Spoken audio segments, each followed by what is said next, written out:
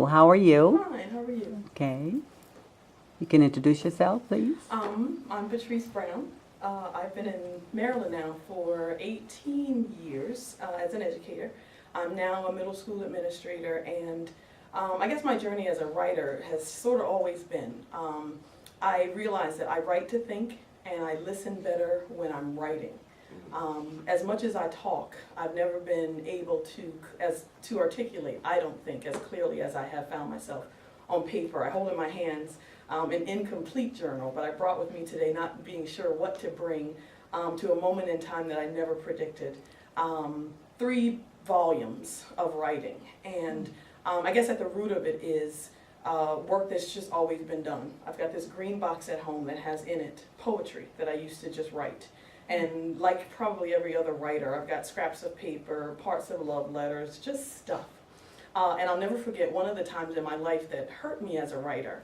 My aunt, I read a poem, and I can remember to this day, it was one of those secrets a teenager was keeping, and I wrote it in what I guess I would call as an adult, metaphorically. And I read it to my family, and my aunt laughed. And because I was the only one that knew the meaning of the metaphor, I thought it was really, really good, and I thought it was exceptionally clear.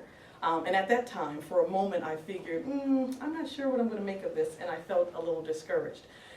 Later in life, a few hardships came upon me, and writing became the only way to get through it. Oh, watch me cry. My grandmother died in 2006, and after probably about a year and a half or 2 of just grieving, I decided to do the thing that I always know works, and that's to take a book and just write.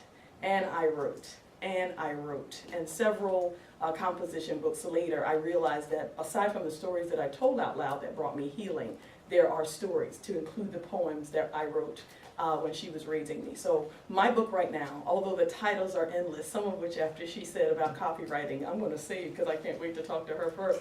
No, let me interject. Titles are not. I could write a book with the same title. Titles. You can say your titles. Yeah, this one right now is called The Essence of Beauty. I'm holding on to that one to an extent because my grandmother's name was Essie. And so often she embodied the essence of everything. She was smart, she was articulate, she was funny. I used to say without an education, she's an old woman with a PhD and she's smarter than anybody I ever knew. So I've held on to that title for a while. However, as I've told my stories, I've moved to a title called Shake the Box. Because there's so much in the contents of what I've learned from her that I believe I embody as a person. And she being one of my primary teachers, I think there's so much in the box that I'm revealing that I just can't wait to get those stories told. So I look forward to this journey with you all.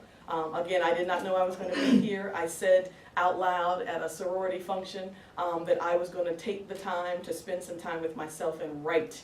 And it is that soror that got me in contact with Miss Millie, and I am here. So I believe that no matter what, it is to be finished. To end my piece, the same aunt, when my grandmother passed away, she said to me, and knowing that I've always written, she said at the end of the funeral, which I had the courage to speak at, she said, I look forward to you finally publishing that book. I want to get the first copy. So I not only want to make her laugh, but I sure want to certainly see her see my process of healing through my book. Be blessed. Thank you so much.